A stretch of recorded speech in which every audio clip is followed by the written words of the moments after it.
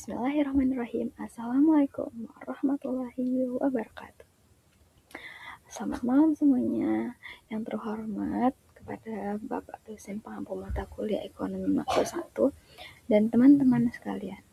Perkenalkan, nama saya Rahmati Dewi Fitri dengan NIM A1A12460.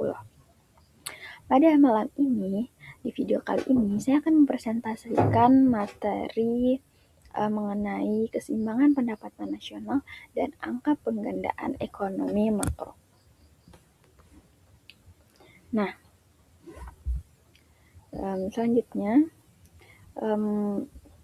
kita mulai dari bagian pertama, yaitu mengenai konsep analisis keseimbangan pendapatan nasional, konsep keseimbangan efek multiplier, dan kesenjangan output. Nah, kita catat bahwa analisis kita kali ini fokus pada perekonomian tertutup dua sektor. Artinya dalam sistem ini hanya melibatkan dua pelaku ekonomi saja, yaitu sektor rumah tangga konsumen atau RTK dan sektor usaha atau produsen yang disebut RTP. Nah, di sini kita mengasumsikan belum ada campuran tangan dari pemerintah melalui kebijakan fiskal dan juga belum ada perdagangan luar negeri atau ekspor impor. Nah, yang ini slide ketiga. Keseimbangan, konsep keseimbangan hanya melibatkan dua pelaku ekonomi yang seperti saya bilang tadi, sektor rumah tangga, konsumen RTK, sektor usaha atau produsen RTP. Ini belum ada campur tangan pemerintah, terus belum ada perdagangan luar negeri.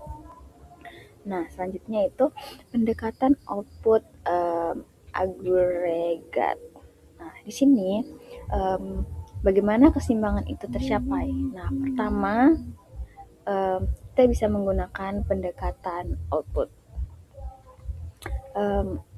Keseimbangan ini tercapai saat penawaran agregat Y nilainya sama dengan rencana pengeluaran agregat C plus 1. Nah, jika investasinya bersifat oksogen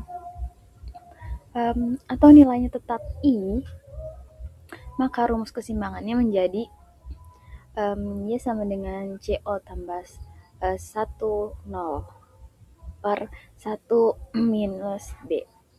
Nah, di mana C0 adalah konsumsi otonom, I0 adalah investasi otonom, dan B adalah nilai MPC atau marginal propensity to consumption. Nah, yang selanjutnya pada slide ini bagaimana cara kedua adalah pendekatan tabungan dan investasi. Nah, di sini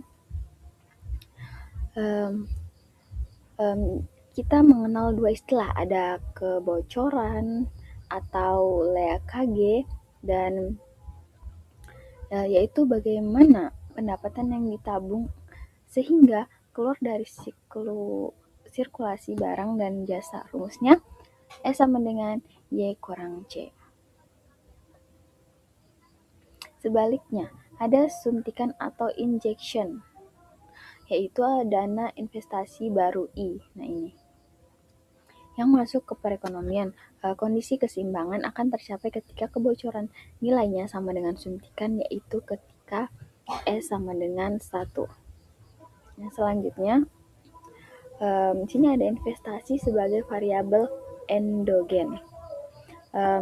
Sekarang bagaimana jika investasi tidak konstan? Ini yang disebut investasi sebagai variabel endogen, di mana investasi dipengaruhi oleh variabel lain, terutama hubungan dengan suku bangsa R,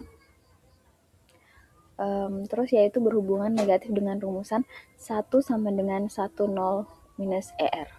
Logikanya, kalau suku bunga naik, biaya modal jadi mahal, sehingga pengusaha malas meminjam dana dan investasi pun turun.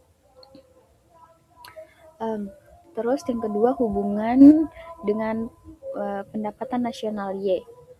Artinya, saat pendapatan nasional naik, gairah pasar meningkat, sehingga investasi ikut melonjak. Seperti pada penjelasan yang ini. Selanjutnya, bagian efek multiplier, angka pengganda. Nah, kita masuk ke bagian kedua, yaitu angka pengganda multiplier. Nah, di bagian ini kita akan mempelajari bagaimana perubahan yang awalnya kecil pada pengeluaran otonom seperti sektor investasi, ternyata dampaknya bisa melipat gandakan nilai pendapatan nasional kita secara keseluruhan. Terus selanjutnya mekanisme kerja multiplier. Nah, lalu bagaimana mekanisme kerja multiplier ini? Dari definisi. Definisinya sendiri adalah angka rasio yang menunjukkan perubahan pendapatan akibat adanya perubahan pengeluaran otonom. Prinsip dasarnya sangat sederhana, yaitu pengeluaran seorang adalah pendapatan bagi orang lain. Nah, oleh karena itu, kecepatan dan kekuatan multiplier ini sangat bergantung pada nilai MPC masyarakat. Semakin besar porsi pendapatan yang dibelanjakan atau MPC-nya semakin besar, maka efek multiplier-nya akan semakin tinggi. Jadi faktor penentunya. Nah, selanjutnya analisis statistis multiplier. Nah, secara analisis sistem kita bisa mencari angka pengganda dengan simbol K, yang rumusnya adalah K sama dengan 1 per 1 min B, di mana B adalah nilai MPC. Jadi untuk mencari tahu dampak perubahan investasi terhadap pendapatan nasional, rumusnya yaitu delta Y sama dengan K dikali delta 1. Nah, contohnya, jika MPC sama dengan 0,75, maka K adalah 4. Kenaikan investasi sebesar 10 miliar akan meningkatkan pendapatan nasional sebesar 40 miliar. Nah, selanjutnya itu bagian analisis dinamik multiplier. Multiplier tidak terjadi instan, melainkan melalui proses putaran waktu. Nah, namun efek pelipatan ini tidak terjadi secara instan, melainkan melalui analisis dinamika multiplier yang semakin waktu pada periode pertama. Nah, periode pertama ini T sama dengan 1. Investasi baru masuk dan pendapatan langsung naik. Nah, kedua ini periode T sama dengan 2. Orang yang menerima pendapatan dari tadi akan membelanjakan porsi MPC-nya B titik delta 1. Proses belanja ini berlanjut ke sektor lain di periode ketiga, yaitu T sama dengan 3, dan begitu seterusnya sampai pada periode tak terhingga. Efeknya terlambat dan berhenti pada titik keseimbangan baru. Selanjutnya yaitu perubahan konsumsi dan tabungan. Nah, berikut adalah materi tentang perubahan konsumsi dan tabungan. Kita bisa membedakan antara pergerakan, pergeseran, dan pergerakan. Kalau yang berubah adalah pendapatan, nah ini kita hanya bergerak di sepanjang kurva konsumsi. Tapi kalau yang berubah adalah faktor non pendapatan, kurva konsumsinya akan bergeser naik atau turun berdasarkan identitas. Jika masyarakat menaikkan konsumsi otonomnya tanpa ada kenaikan pendapatan, maka tabungan agregat S akan otomatis terkuras.